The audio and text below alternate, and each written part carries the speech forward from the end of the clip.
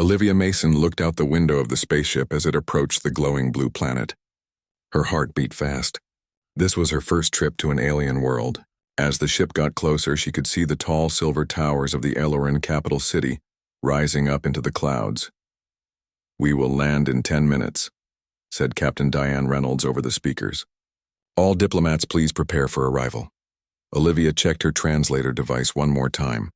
As the team's xenolinguist, her job was to help humans talk with the Ailerons. She had studied their language for 2 years, but meeting them in person would be different. "Nervous?" asked Lily Chambers, sitting down next to her. Lily was the mission's science officer. "A little," Olivia admitted. "I've spent so long learning about the Ailerons. It's hard to believe I'm finally going to meet them." 3 years ago, the Aileron Empire had sent a message to Earth. They wanted to form an alliance and share technology. This diplomatic mission was humanity's response. 20 people from Earth were chosen to represent all humans. Olivia had been picked because she was the best at understanding alien languages. The ship landed with a gentle bump. When the doors opened, bright blue light flooded in. Olivia squinted as she stepped onto the ramp. The air smelled like cinnamon and sea salt. A group of tall figures waited at the bottom. The Ailerons stood about 7 feet tall. Their skin shimmered with colors that shifted like oil on water. Their eyes were large and silver with no pupils. They wore flowing robes made of a material that seemed to move by itself. "Welcome to Aelora Prime," said one of them in a musical voice. "I am First Minister Kaleth. Emperor Zyvex awaits you in the Grand Palace." Hovering vehicles took the human delegation through the city. Olivia stared at everything. The buildings that seemed to be made of living crystal. The Ailerons flying between towers on personal gliders. The strange animals that roamed freely in garden spaces. The Grand Palace was the biggest building Olivia had ever seen. It spiraled up so high that its top disappeared into the clouds. Inside, the walls glowed with soft light and the floor was clear, showing water and colorful fish flowing beneath it. Emperor Zyvex sat on a throne that looked like it was made of frozen light. Next to him sat a younger female Aileron with silver markings on her face. "This must be Princess Thalira," Olivia thought. "Humans of Earth?" The Emperor's voice filled the hall without seeming loud. "We welcome you to our home.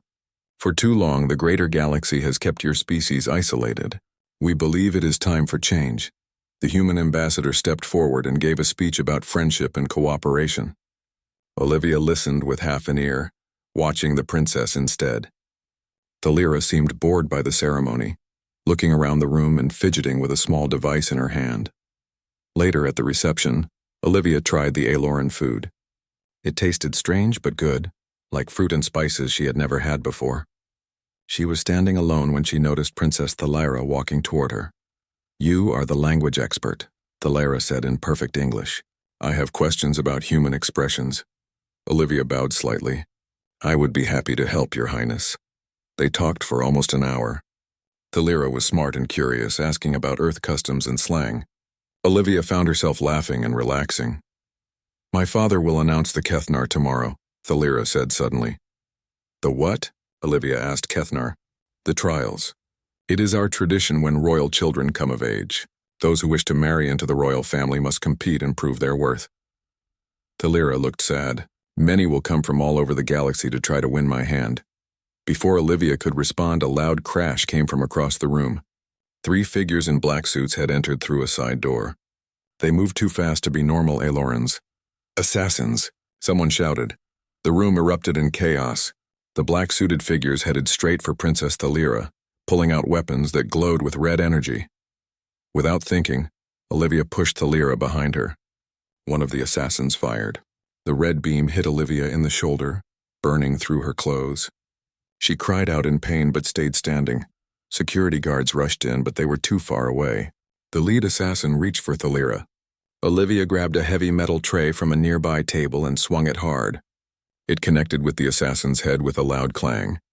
The figure stumbled back. Olivia's military training from years ago kicked in. She kept swinging the tray, keeping herself between the attackers and the princess. One of the assassins tried to shoot her again, but she ducked. The beam hit a crystal decoration, which exploded in a shower of light. Finally, the guards reached them. They surrounded the assassins with weapons drawn.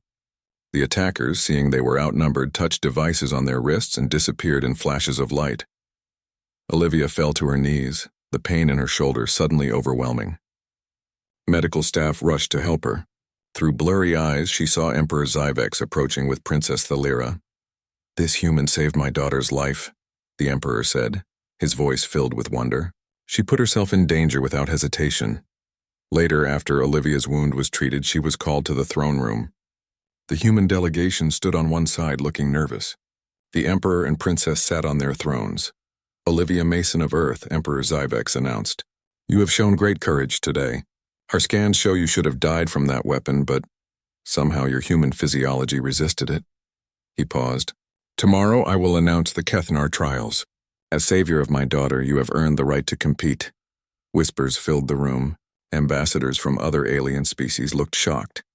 "Should you succeed," the Emperor continued, "Princess Thalira will be yours to wed, and our empires forever bound."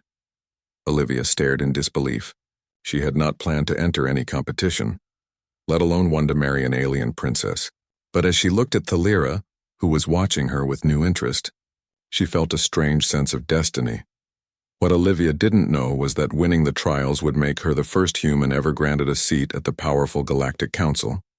And there were those across the stars who would do anything to make sure that never happened. News spread quickly across the galaxy. A human had entered the sacred Kethnar trials. Not just any human, but Olivia Mason, a xenolinguist who had saved Princess Thalira's life. Ships from 100 worlds arrived at Alora Prime to watch the historic event. In a room given to her in the palace, Olivia paced back and forth. She wore a suit made by Aloran craftspeople, designed to help her survive the trials. It was light blue with silver lines that matched her eyes. "You don't have to do this," said Lily Chambers, who had become her friend. "No one expects a human to go through with it." "That's exactly why I have to," Olivia replied. "We need to show them that humans belong out here among the stars." A soft chime rang, telling them it was time. Olivia followed a guard through crystal hallways to a massive arena. Thousands of aliens from all over the galaxy filled the seats. In the center stood Emperor Zyvex and Princess Thalira, surrounded by 25 competitors from different worlds. As Olivia joined them, she felt small. Most of the other competitors were taller, stronger, and had technology she couldn't even understand. A reptilian prince with scales that shifted color looked down at her with 4 eyes. A warrior woman with metal parts replacing half her body flexed her mechanical arm. "Welcome to the Kethnar," Emperor Zyvex's voice boomed across the arena. "For 10,000 years, this trial has determined who is worthy to join our royal family. 5 tests await you. Tests of mind, body, heart, strategy, and spirit." Princess Thalira stepped forward. Up close, her skin shimmered with patterns that seemed to reflect her thoughts. "I will observe all trials. May the most worthy succeed." Olivia caught Thalira looking at her with curiosity. Did the princess want her to win? Or was she just interested in seeing a human fail? Above the arena, in a special viewing box, sat 12 figures. Each looked very different from the others. One was made entirely of shifting crystal. Another seemed to be a ball of light inside a mechanical suit.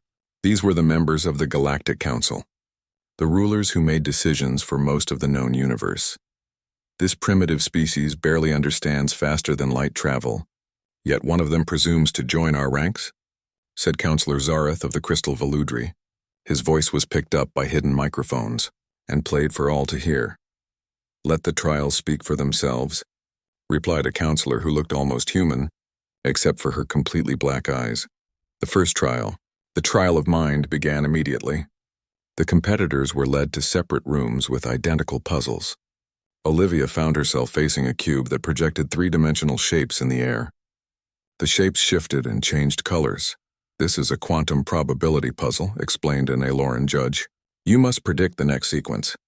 No species has solved it in less than 3 hours." Olivia stared at the shapes. They reminded her of the language patterns she had studied. Instead of trying to calculate each position, she looked for the story they were telling, the relationship between movements. After just 45 minutes, she arranged the final sequence. The cube glowed green, indicating success. "Impossible," whispered the judge. When Olivia returned to the arena, she was the first one back. The crowd murmured in surprise.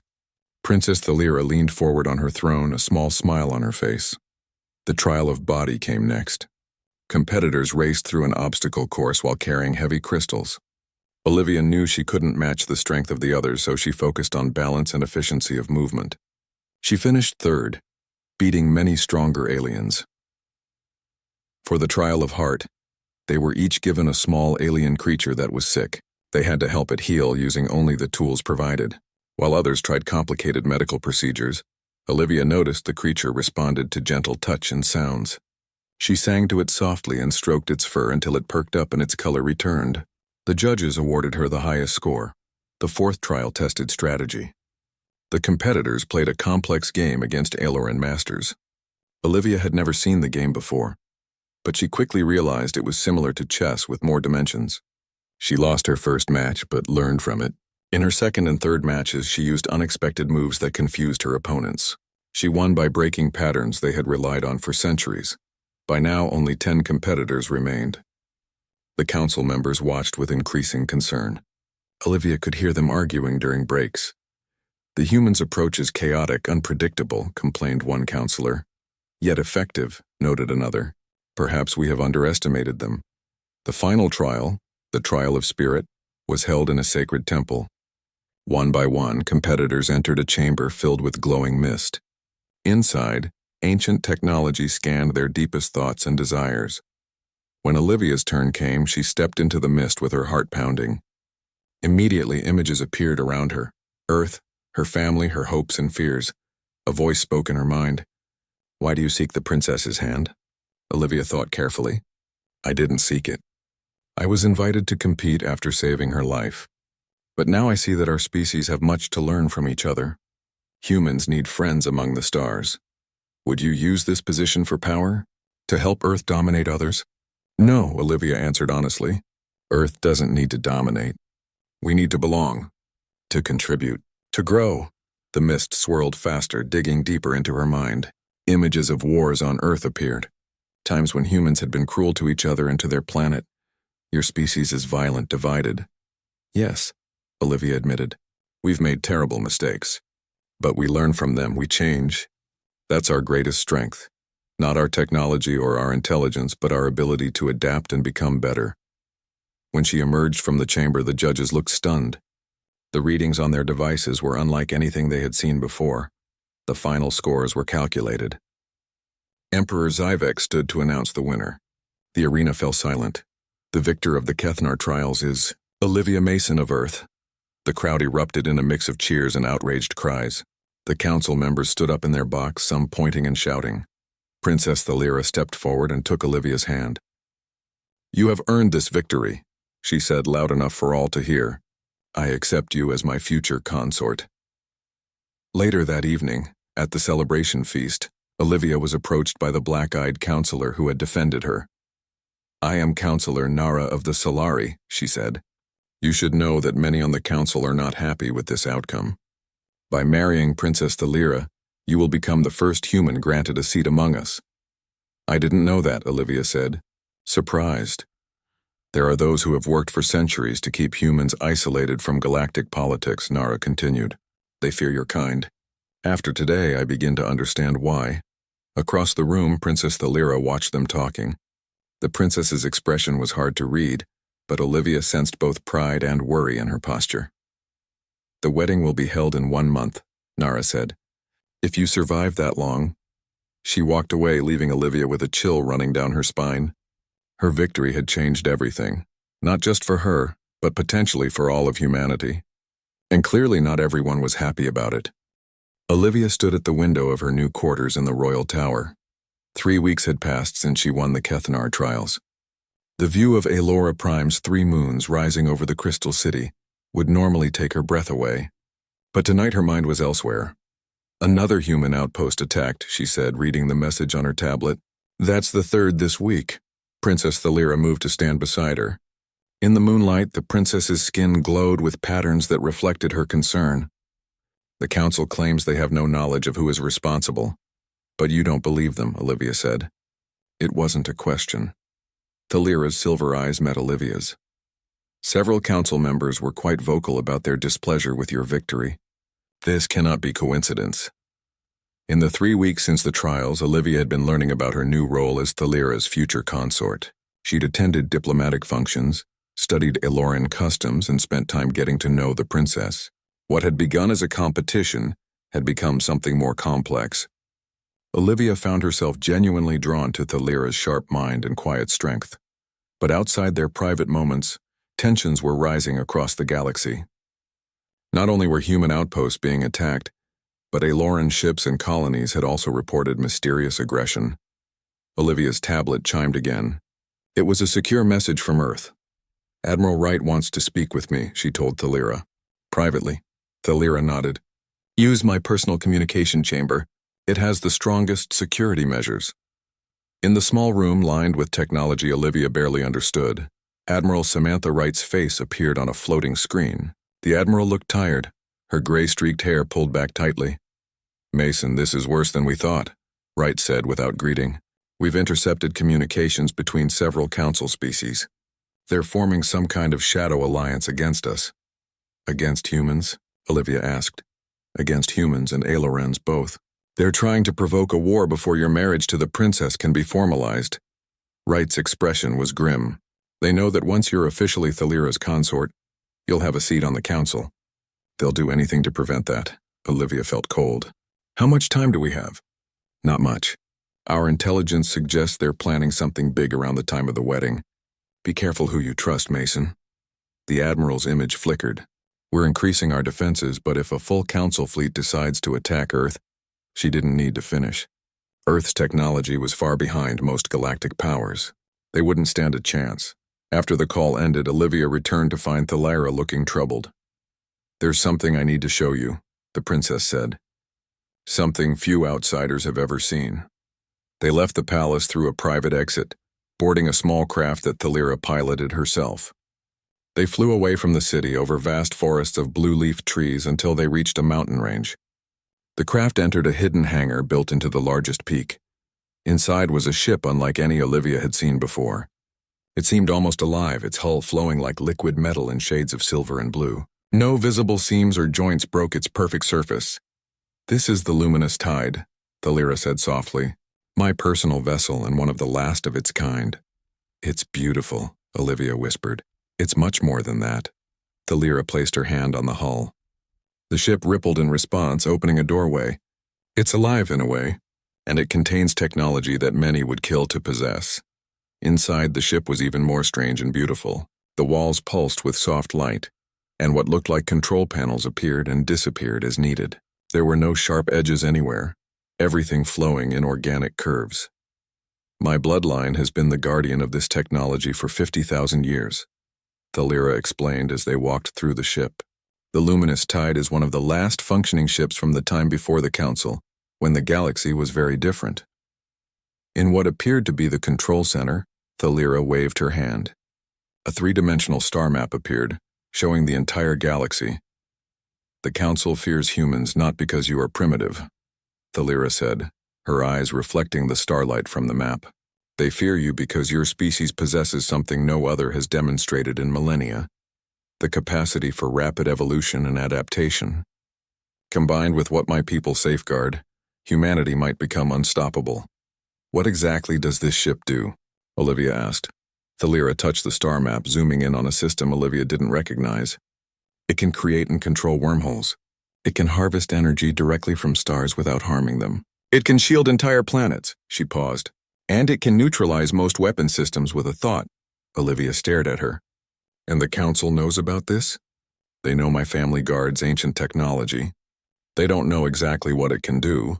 That information is passed only from monarch to heir." Thalira's expression became troubled, "Which is why I've broken tradition by showing you. I believe our peoples need each other, Olivia.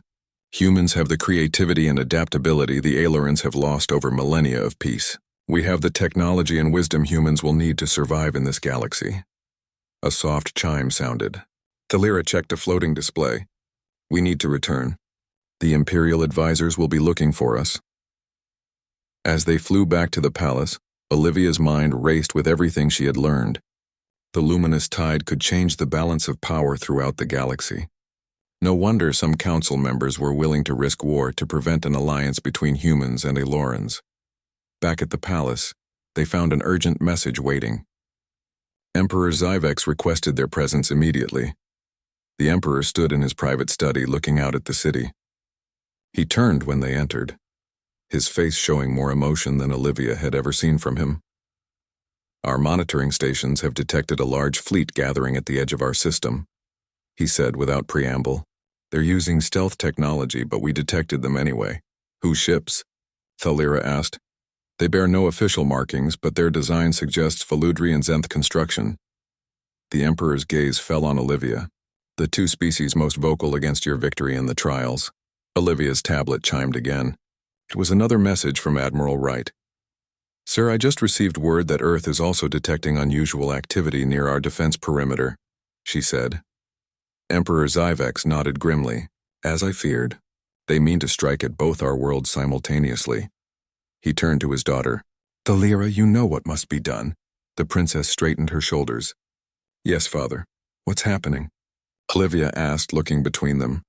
"We're moving up the wedding ceremony," the Emperor said. "Instead of next week, you and Thalira will be married tomorrow during the full council session." "But won't that make us more of a target?" Olivia asked. Thalira took her hand. "Perhaps, but once our union is official, I can share certain abilities with you, abilities you will need if we are to survive what's coming." That night, Olivia couldn't sleep.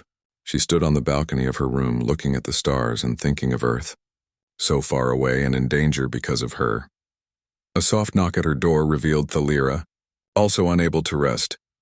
"I've been thinking about the luminous tide," the princess said, joining Olivia on the balcony. "There's something I didn't tell you earlier." "What's that?"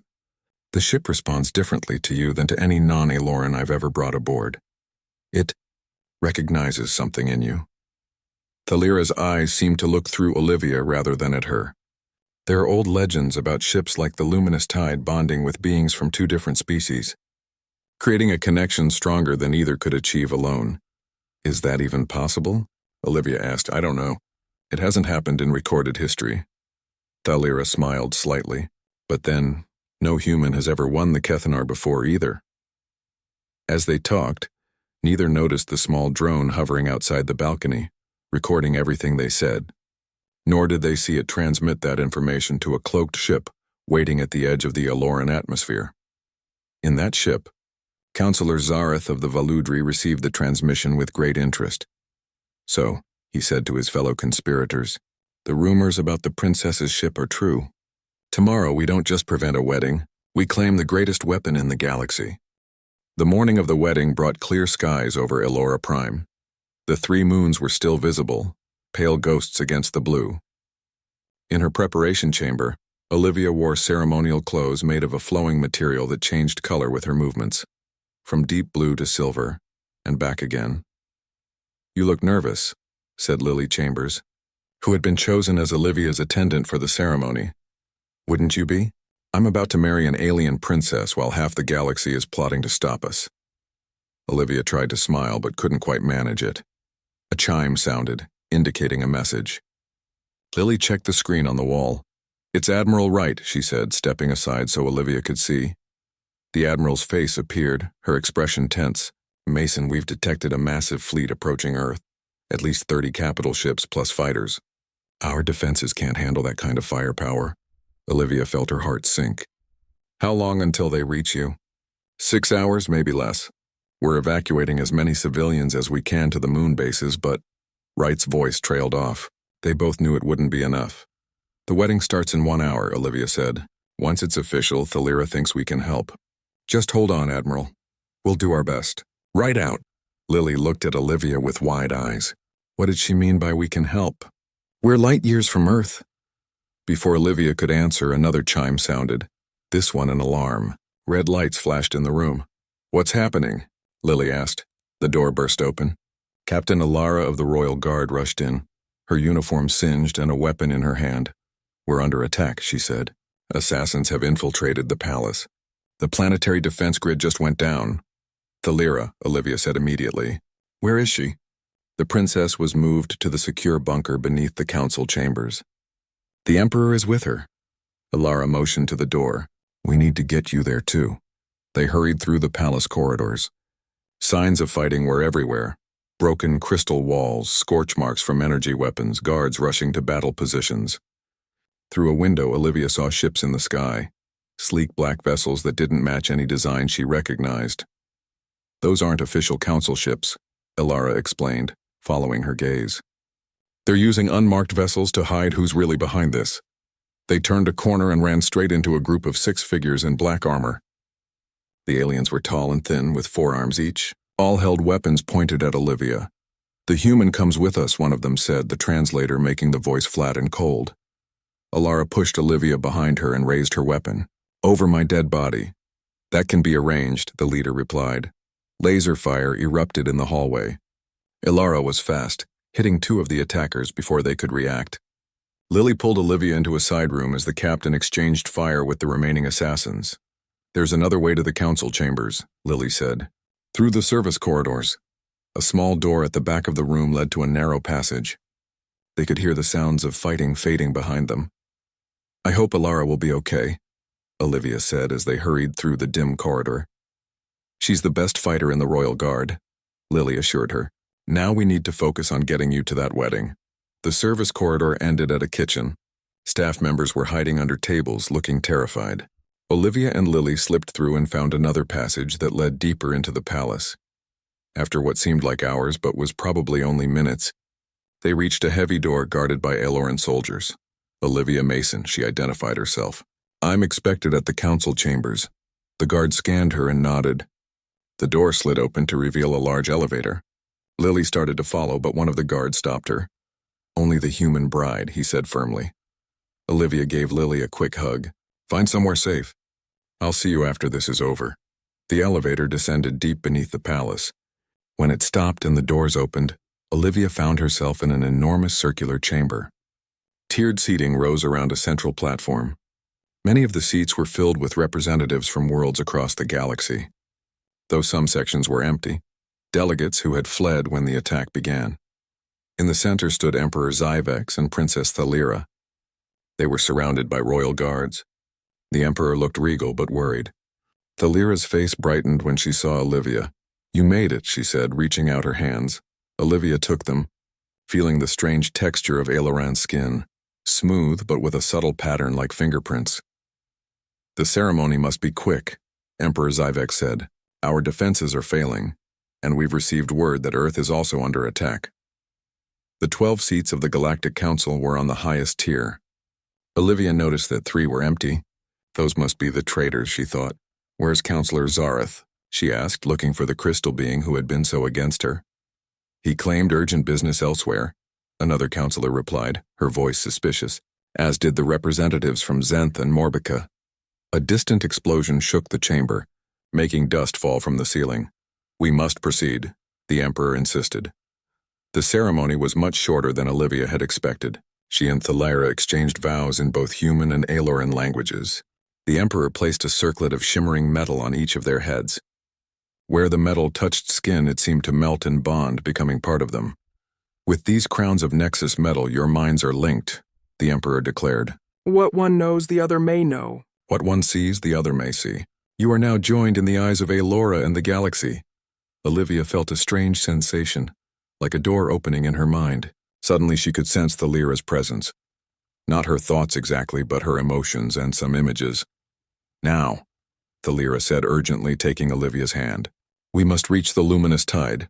Another explosion, closer this time, rocked the chamber. Part of the ceiling collapsed, crushing several seats. Screams filled the air. "Go," Emperor Zyvex commanded. "I will hold the council position here." Captain Ilara appeared, her uniform torn and bloodied, but very much alive. "This way, your highnesses," she said, using the plural to include Olivia in the royal address for the first time. They followed her through a different exit, into a tunnel that sloped upward. It led to a small hangar where a transport waited. "The luminous tide is still in the mountain hangar," Thalira explained as they boarded. "If we can reach it, we may be able to save both our worlds." Ilara piloted the transport out of the palace complex. The sky above the city was filled with fighting ships. Energy beams crisscrossed between them, and occasional explosions bloomed like deadly flowers.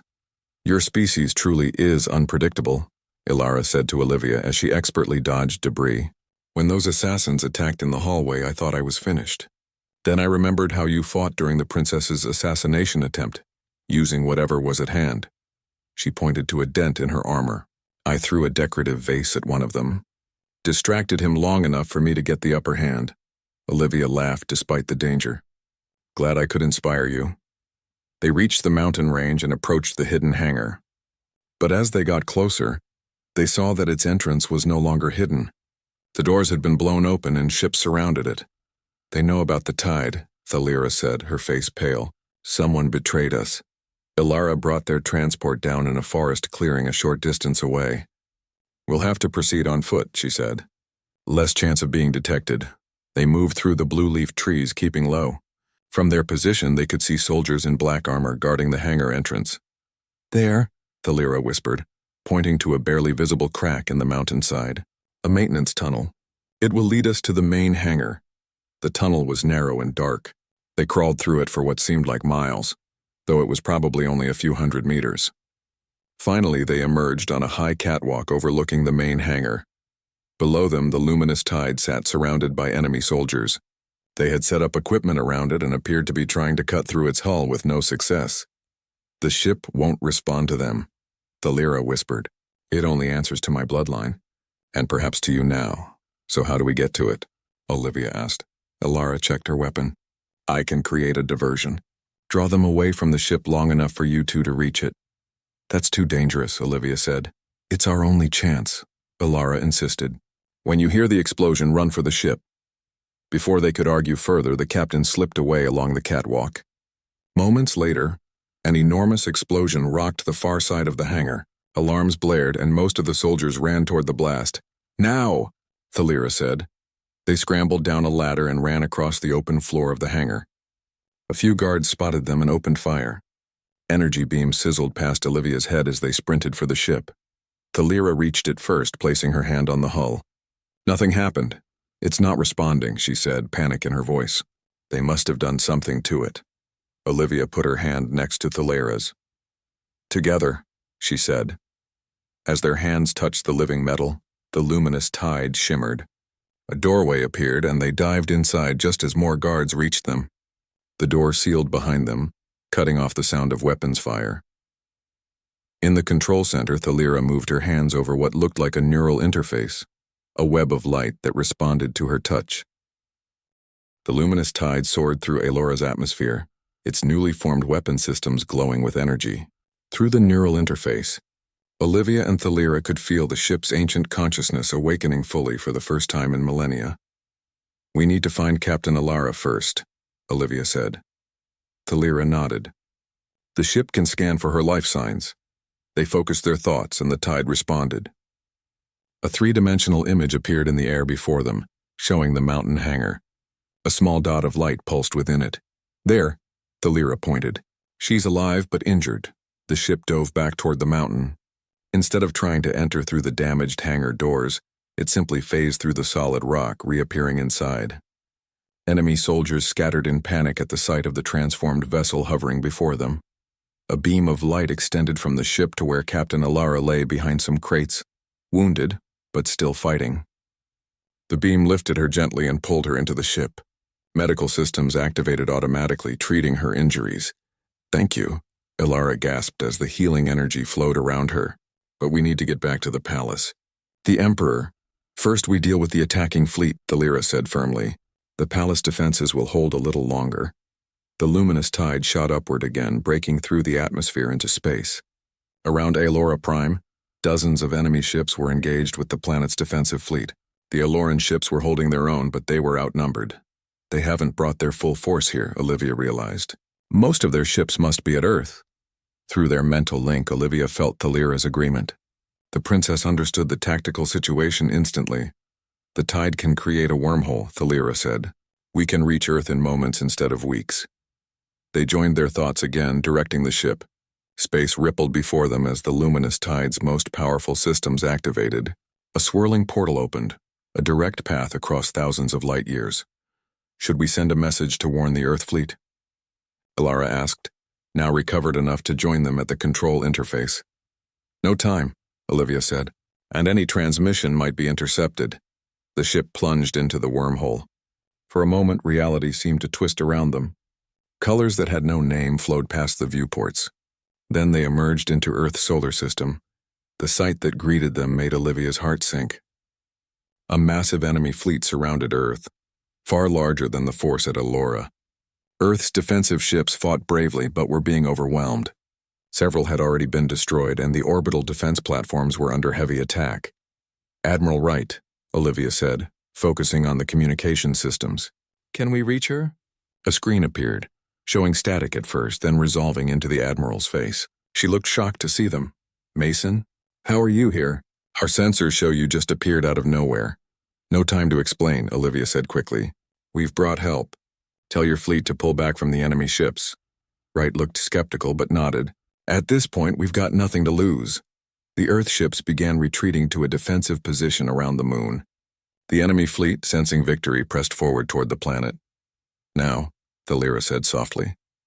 Together, they activated the Luminous Tide's primary weapon system. It wasn't a destructive beam or explosive. Instead, a wave of golden energy pulsed outward from the ship, washing over the enemy fleet. Where it touched their vessels, systems shut down. Weapons went offline. Engines failed. Within moments, the entire attacking force was drifting helplessly in space. "What did you do to them?" Admiral Wright asked, her voice filled with awe. "We disabled their technology," Thalira explained. "They're unharmed, but they won't be fighting anyone for a while." Olivia felt a surge of relief. Earth was safe, at least for now, but there was still work to do. "We need to get back to Allura," she said. "And we need to find out who's really behind all this." Another wormhole opened, and the Luminous Tide returned to Aloran space. The situation there had deteriorated. More enemy ships had arrived, and the palace shields were failing. This time they didn't bother with the disabling wave. The tide moved with impossible speed, positioning itself between the attackers and the palace. Its hull reconfigured, forming a massive shield that absorbed enemy fire without damage. "We need to end this now," Thalira said. "The council must see what's happening." The ship created a communication link to the council chambers deep beneath the palace. Emperor Zyvex appeared on the screen, along with the remaining council members who hadn't fled. "Father," Thalira said, "we've neutralized the attack on Earth and returned to defend Allura. But we need to expose those responsible." The Emperor nodded grimly. 3 council members are conspicuously absent: Zareth of the Valudri, Dren of the Zenth, and Morbika Prime. "We can find them," Olivia said confidently. The Luminous Tide extended its sensors, searching for the unique energy signatures of the missing counselors. It found them on a command ship hiding behind Allura's largest moon. Rather than attacking, the Tide simply teleported the 3 counselors directly into its holding area. They appeared in a chamber with transparent walls, looking disoriented and angry. "Take us to the council chambers," Olivia told the ship. The Tide descended through the atmosphere, its shield still protecting the palace from the remaining enemy fire. It hovered directly above the council building, then phased through the structure, appearing inside the great chamber itself. The ship was too large for the space, yet somehow it fit, as if the laws of physics had been temporarily suspended. The 3 captured counselors were teleported onto the chamber floor, surrounded by guards. Olivia and Thalira stepped out of the ship, still connected to it through their Nexus metal crowns. The remaining council members stared in shock at the transformed vessel and its pilots. "You have violated the most sacred laws of the council," Emperor Zyvex said to the 3 conspirators. "You have attacked 2 worlds without provocation and attempted to assassinate members of the royal family." "We did what was necessary," Councillor Zareth replied, his crystal body glinting in the light. The human and the technology she would gain access to posed too great a risk. "And now you see that risk realized," Thalira said, gesturing to the Luminous Tide. "But not as a weapon of destruction. We used it to disable rather than destroy, to protect rather than conquer." Olivia stepped forward. She could feel the eyes of every council member on her. The first human to ever stand in this chamber. "You feared what humans might become," she said, her voice carrying to every corner of the room. "But you never considered what we already are. We don't seek dominance, we seek partnership. We don't want conquest, we want connection." She activated a projection showing the evidence they had gathered. communications between the three counselors planning the attacks, orders to their hired assassins, coordinates for the fleet movements. The attack on Earth has been neutralized, she continued. Your ships are disabled but intact. The crews are unharmed. We could have destroyed them, but that's not our way. Not my way. Not Thalira's way. Emperor Zyvex looked at the remaining council members. A vote is required. Shall these three be removed from the council for their actions? The vote was unanimous. Guards led the disgraced counselors away. There is another matter to address, the Emperor said. By ancient law, the consort of an Aloran royal of sufficient rank is granted a seat on this council. Olivia Mason of Earth has not only married Princess Thalira, but has demonstrated wisdom and restraint with great power. I propose she take her rightful place among us. This vote was not unanimous, but the majority agreed. Olivia found herself directed to an empty seat among the galaxy's most powerful leaders. This doesn't solve everything, she said as she sat down. There will still be those who fear humans who resist our integration into the wider galaxy. Of course, agreed a counselor who resembled a tall insect. Change is never easy, but today has shown us that perhaps our fears were misplaced.